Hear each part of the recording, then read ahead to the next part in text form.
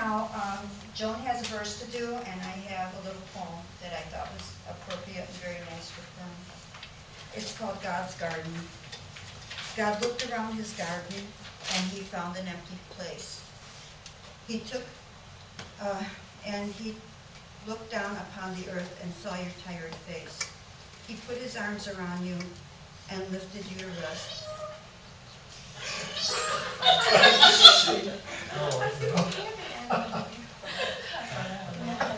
Okay, cell phones off.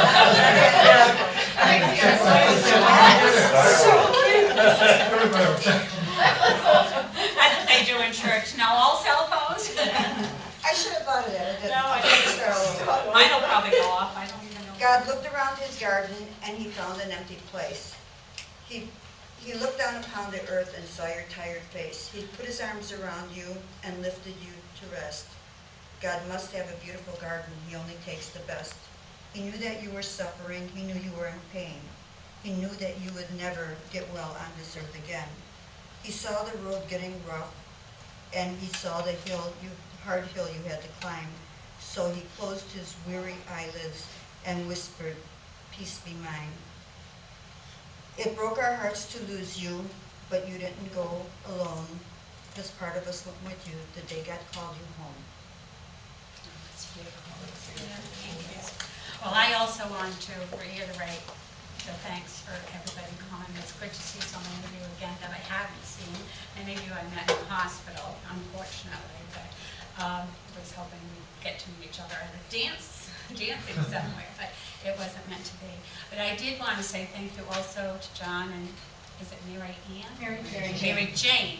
Okay, thank you both so very much. This is just such an appropriate setting for him.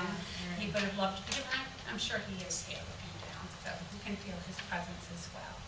But anyway, I want to say thank you, and also to the family. The family, they would have loved to be here. It was just that this had to happen so quickly because I'm leaving, and then Ronnie's leaving, and so they have, as you know, been through 6 months of a very difficult journey. And of course, just last week had to go through, they went through the memorial tribute up in New York. And it was a beautiful tribute to Fern, and they're a beautiful family. And the son, in fact, I guess, had talked to so many of you, and he said to me, he said, "I've never talked to so many wonderful people." He said it was very therapeutic for him to go through that grieving process. It helped him so much. And they're a wonderful family, and they thoroughly appreciate your being here. And I will share with them all that happened today. But one of the things that one of the daughters had read at their service was some scripture, and I just, for them and for you and for her, and I thought I would do the same. So if you just, the first verse is from John 11:25. Jesus said, "I am the resurrection and the life. He who believes in me will live, even though he dies. And whoever lives and believes in me will never die." Then John 14, "Do not let your hearts be troubled. Trust in God. Trust also in me. In my Father's house are many rooms. If it were not so, I would have told you. I am going there to prepare a place for you. And if I go and prepare a place for you, I will come back and take you to be with me, that you also may be where I am." And then the last verse, 14:27, John. "Peace I leave with you, my peace I give to you. Not as the world gives do I give to you. Let not your heart be troubled, nor let it be fearful." And I thank you. So I'm sure some of what they did at the service up in New York, you kind of gotten together and decided that that might be something nice that we would like to do. But personally, just to give you a background, I had only been with Fern since a year ago this month.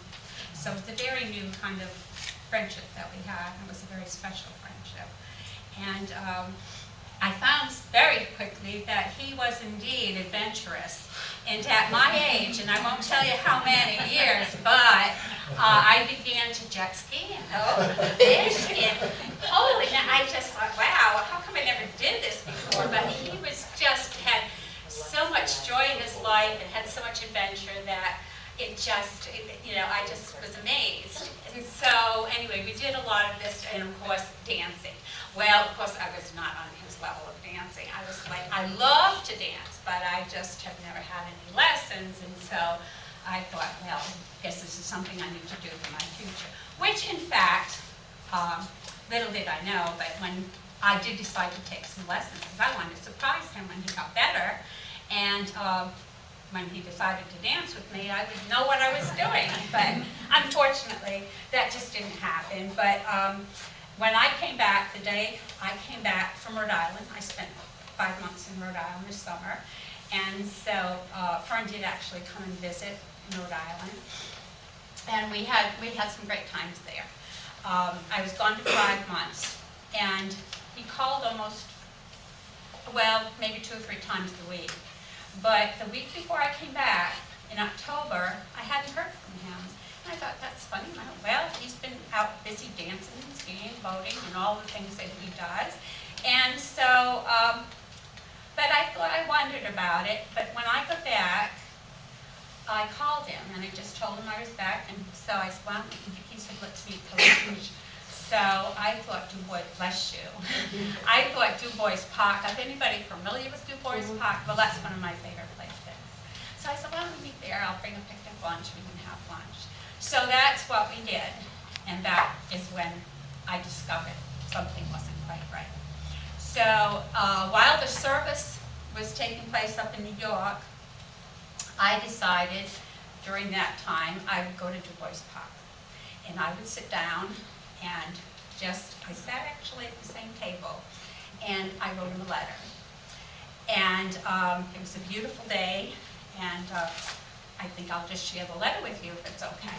It's kind of in a poetry form, the best I can do, but bear with me. Dear Fern, you touched our hearts in so many ways. It's hard to name just one. Your passion for life, we all knew well, and your zest for having fun. Your adventurous spirit hooked me, and a new life seemed to be awaiting me in Florida. I couldn't wait to see.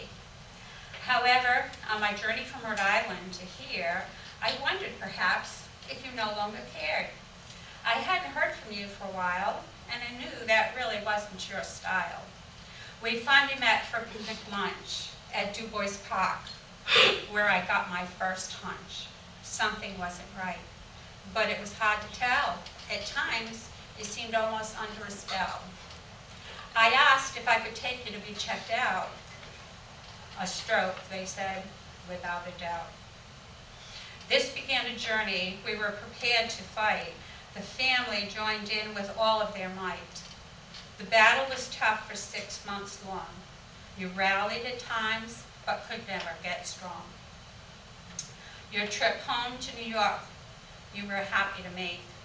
Near family and friends, it was really best for your sake. Our prayers and best wishes were with you each day, hoping to hear the words you might soon say. I'm recovered and well, and I'm ready to play. But it wasn't God's plan. As we all know now, it's difficult as we ask why and how. Since your passion for life seems so hard to suppress, but God knew you were tired and needed to rest.